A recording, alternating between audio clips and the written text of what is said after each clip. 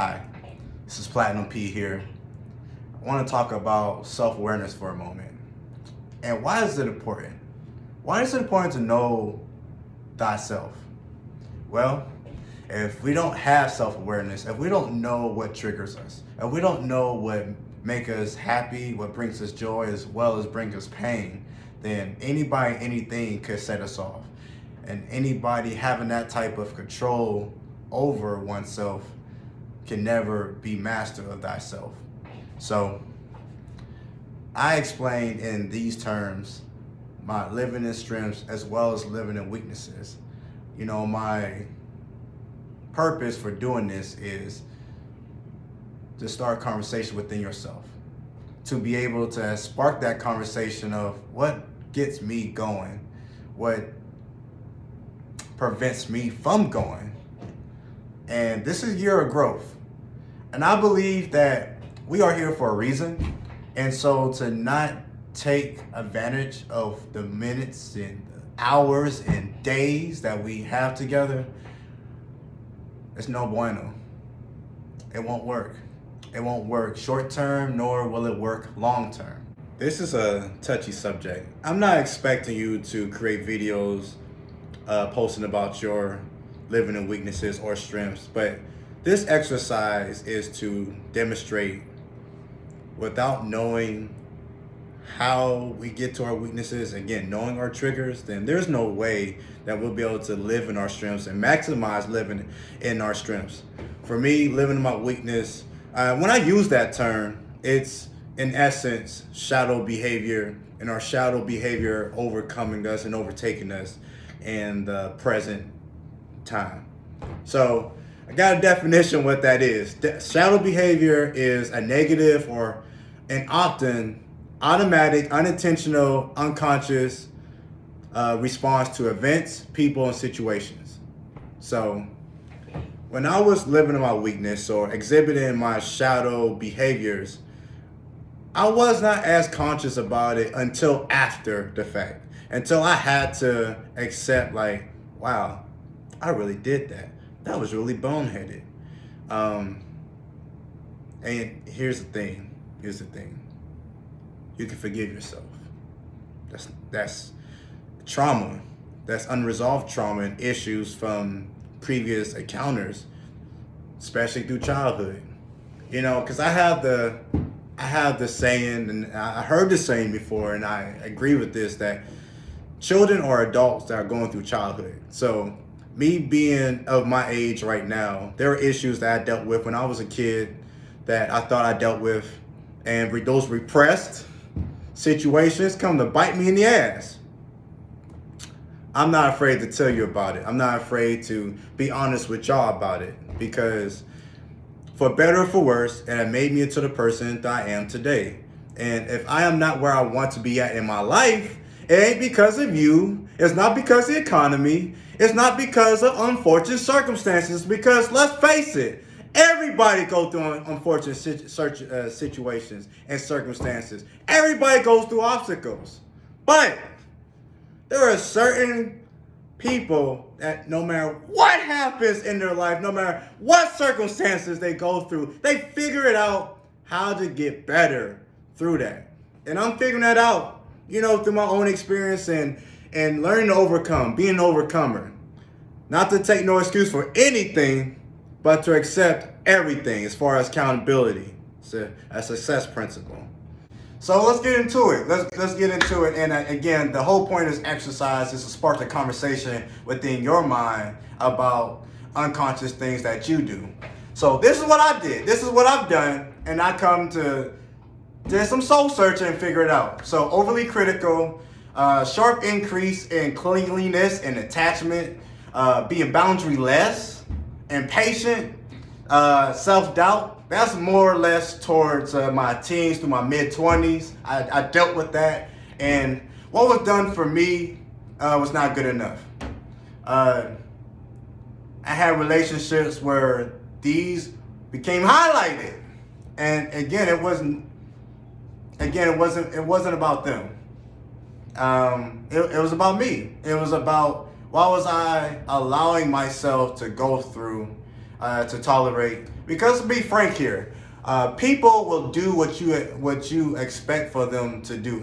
If you tolerate disrespect, guess what? They're gonna disrespect you. If you don't set boundaries to establish, okay, this is how I want you to approach me, and if you cross this boundary, then you can do that. They can do that. But you don't have to subscribe to their frequency. You can unsubscribe to it and cancel at any time. Okay? And the price that you pay for not doing that is your mental health. And that's what I had to deal with, and that's what I learned. I learned through that. Boundaryless. I had to set boundaries. So being overly critical, being able to not accept someone's progress enough. And then, impatient goes along with that. I believe it goes along with that. It's like peanut butter and jelly. When you're not patient and you're overly critical, it's like they match together. Because being overly critical, for me, I didn't lack compassion, but I lacked patience. I lacked the ability to feel like I can do this very well. Why can't you do this? Because Aaron, they're not you. They gone through different journeys, and everybody's going through journeys in their life, and there's some things that I'm great at, they're not, and there's some things they're excellent at, and I'm terrible at it. And I had to learn that, I had to accept that. And that's not automatic. That's something that has to be learned through periods in time and through habits and through consistent habits of being patient and reading a lot of self-help books, people skills books, listening to people that got these ish together. That helps too. So what also helps is the ability to become more conscious. And becoming more conscious, we figure out what we want, and most importantly, what do we expect. And the result that comes from that is shadow work.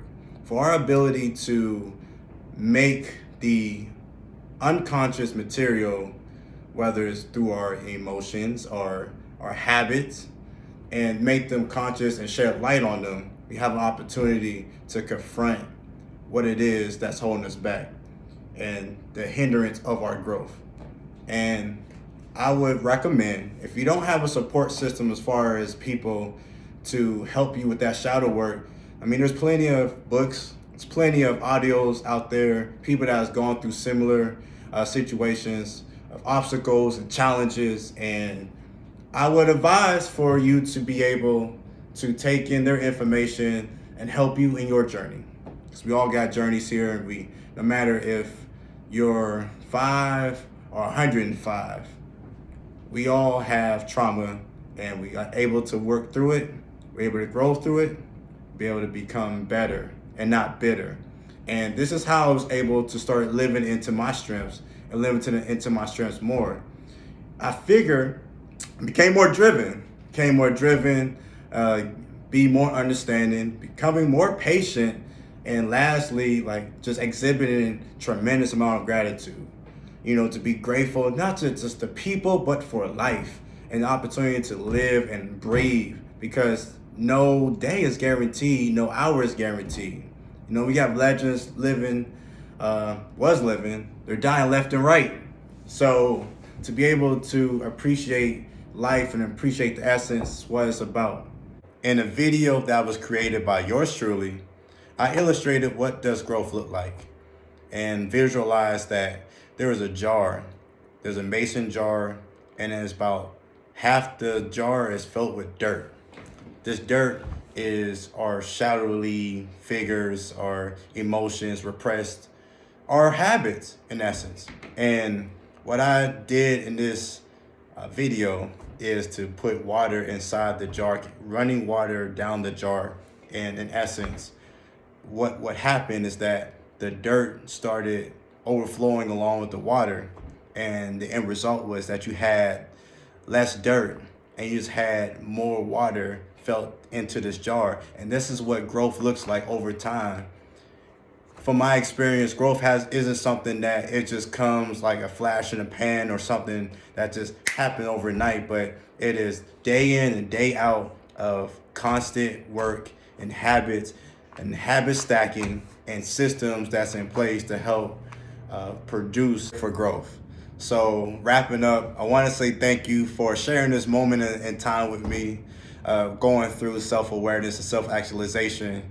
You know, it's really important that we figure out why we're here, and you know, we all on this journey together and help each other grow. So I appreciate y'all.